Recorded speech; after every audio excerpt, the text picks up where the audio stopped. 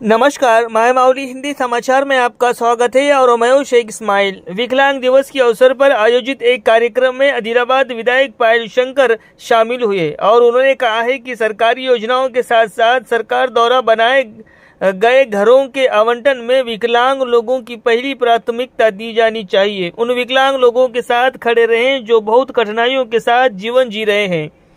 उन्होंने कहा है कि आपने देखा है कि मैं पहली बार विधायक में हूँ। उन्होंने दिव्यांगों का जिक्र करते हुए कहा है कि जिला प्रशासक भी माननीय दृष्टिकोण से कई काम करते हैं। हम भाग्यशाली है कि हमें ऐसे अधिकारी मिले हैं।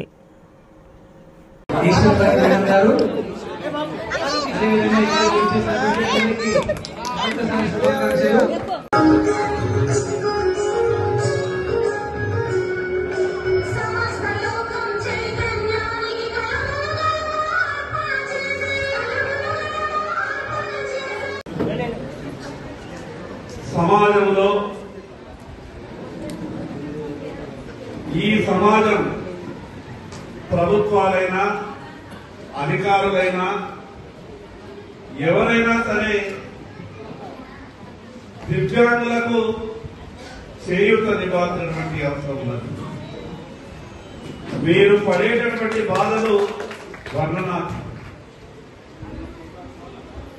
సరే, పుట్టడము అనేది మన చేతిలో ఏమీ లేదు. అది ఏ కులమైనా ఏ మతమైనా ఆ భగవంతుడు ఏ రకంగా ఎవరిని పుట్టిస్తాడో మనకు తెలియదు. కానీ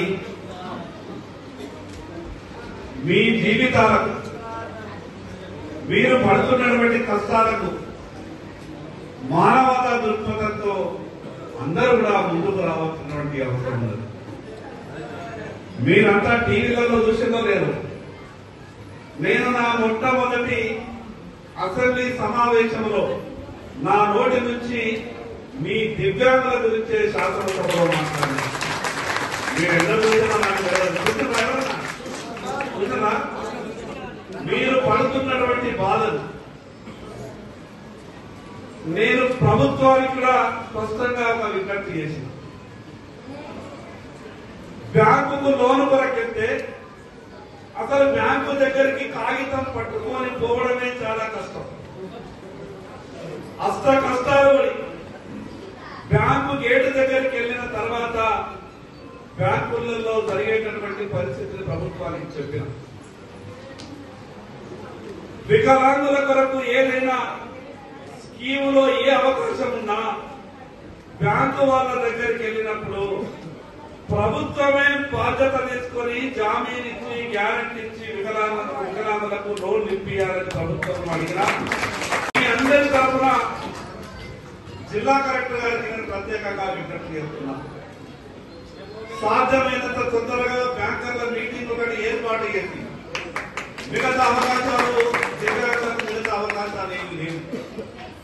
ఇంటి దగ్గర ఉండి ఆ తల్లి ఇక్కడ ఉన్నదో లేదో నాకు తెలియదు, కానీ దర్శనాపురం హనుమాన్ నగర్ లో ఒక ఆమె 100% స్లైన్ ఇద్దరు నా దగ్గరకు వచ్చి నేను రొటీన్ గా మంది వచ్చినట్టు కూర్చుంటే నేను కూడా బయటకు వెళ్ళేటటువంటి హడావుల్లో సరే నాకు అర్జెంట్ గా వేరే మీటింగ్ ఉన్నది తర్వాత కలుస్తా మంచిగా కూడా బయటకు వెళ్ళిన. నేను నా కాదు ఇంటి బయట పెడుతున్నప్పుడు ఆమె గర్భస్వరంతో గట్టిగా ఒక మాట అన్నది, సార్ ఇద్దరం కళ్ళు లేని వాళ్ళం భార్యాభర్తలం నీ దగ్గరకు వచ్చినాం సార్, మళ్ళా నువ్వు ఎక్కడుంటావో తెలియదు సార్, ఒక్క నిమిషం అసలు మాట్లాడిపోతారంటే ఆమె మాట విన్న తర్వాత నా కళ్ళకు నీళ్ళు. ఇద్దరు భార్యాభర్తలు కళ్ళు లేవు, ఏం కావాలమ్మా మీరు ఎట్లుంటున్నారు అని అంటే మీకు ఎవరు సున్నా పెడతారమ్మా అని నేను అడిగిన. సార్ నేనే వంట చేస్తా, నా భర్తలు పెడతా, నాకు ఒక కొడుకు ఉన్నాడు, నా కొడుకు పెడతాను. రెండు కళ్ళు లేవు, ఇంటి పని చేసి ఎటువంటి జీవనాధారం లేదు, కేవలం పెన్షన్ మాత్రమే వస్తున్నది, ఇలా ఇల్లు తీసుకొని ఉంటున్నది, భర్తకు వంటి పెడుతున్నది, కొడుకుకు వంట చేసి పెడుతున్నది. నా కొడుకు భవిష్యత్తు గురించి ఆలోచించు సార్, ఇలా జాగ్రత్త కదా, ఇల్లు ఇస్తున్నారంట కదా, భార్యాభర్తల ఇద్దరం కూడా మేము గుడ్డలం సార్, మాకు ఒక ఇల్లు ఇప్పియమని నాకు అడిగినప్పుడు నేను కార్లో కూర్చున్న తర్వాత కూడా నా కళ్ళకు నీళ్ళు వచ్చినాయి.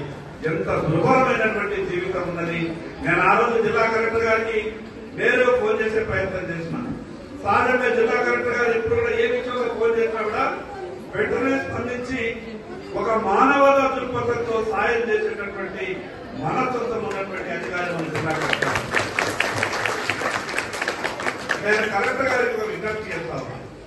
మనం ఇచ్చేటటువంటి ప్రభుత్వ పథకాలలో ప్రత్యేకంగా ఇళ్లలో ఎందరికైతే ఇక్కడ వచ్చినటువంటి వాళ్లకు వాస్తవంగా ఇల్లు లేవో, ఉండడానికి నివాసం లేదో, ముందు వీళ్ళకి ఇచ్చిన తర్వాతనే మిగతా వాళ్ళ గురించి ఆలోచించాలని జిల్లా కలెక్టర్ గారికి